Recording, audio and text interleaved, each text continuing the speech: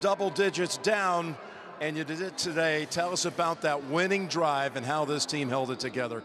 On Super Bowl Sunday, for the second year in a row, a black quarterback, Patrick Mahomes of the Kansas City Chiefs, won on the biggest stage. This is the Weekend Hustle. Everything you missed this past week we thought you should know. Brought to you by The First Read. Can you speak to the argument that really Section 3 was about preventing the South from rising again in the context of these sort of local elections as opposed to focusing on the presidency?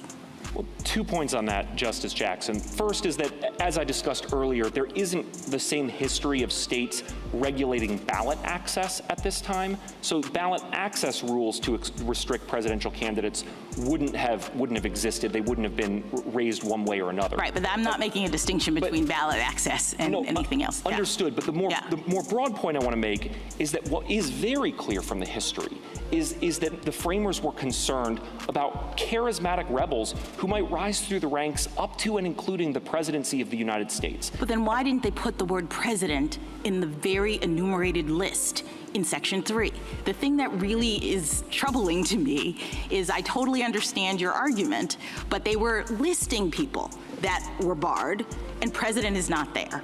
And so I guess that just makes me worry that maybe they weren't focusing on the president. And, for example, the fact that electors of vice president and president are there suggests that really what they thought was, if we're worried about the charismatic person, we're going to bar insurrectionist electors, and therefore that person is never going to rise.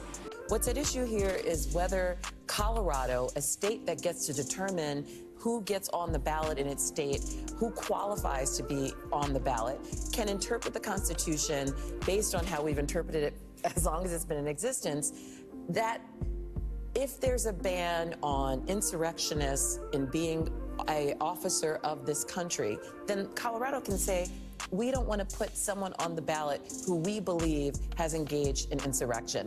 And there's ample evidence to support the allegation of insurrection. We saw the violence at the Capitol. We saw the dog whistles. We saw the failure to intervene when Trump had power to do that. And again, just to be clear, what the Legal Defense Fund is advocating for is not a particular outcome, but we are asking that the court simply apply the 14th Amendment. Don't ignore it. Apply it. Whatever the outcome is irrelevant. We just cannot abandon our fidelity to the 14th Amendment. It would be a grave mistake, and this country has done it before, to ignore the Reconstruction Amendments and to ignore the mandate of equal protection. Joe Biden secured another Democratic primary victory in Nevada and South Carolina this past week. Marianne Williamson announced the end of her presidential campaign following Biden's large victories. However, more polling is showing bad news for Biden. Black and Hispanic voters are deserting the Democratic Party in numbers that will present a concern for his re-election effort, a Gallup poll has found.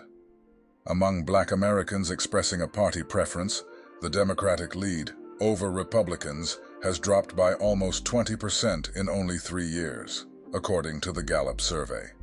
Biden is also slipping with young adults.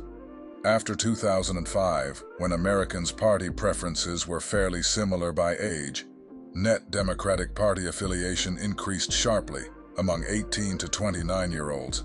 At the same time, it leveled off or fell among older adults.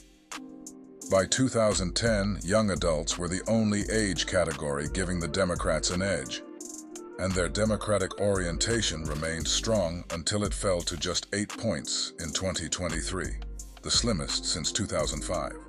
A series of Israeli strikes early Monday hit Rafah, the city on the southern edge of the Gaza Strip, where 1.4 million Palestinians have fled to escape fighting elsewhere in the 4-month Israel-Hamas war.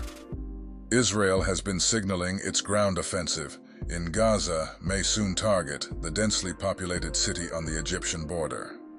On Sunday, the White House said President Joe Biden had warned Prime Minister Benjamin Netanyahu that Israel should not conduct a military operation against Hamas in Rafah without a credible and executable plan to protect civilians. The strikes hit around Kuwait Hospital early Monday morning, an Associated Press journalist in Rafah said. Some of those wounded in the strikes had been brought to the hospital. We know, that was a lot. Be sure to tune in each weekend for all the Black news you missed on Patreon. Upgrade for exclusive coverage and analysis. The First Read. See for yourself.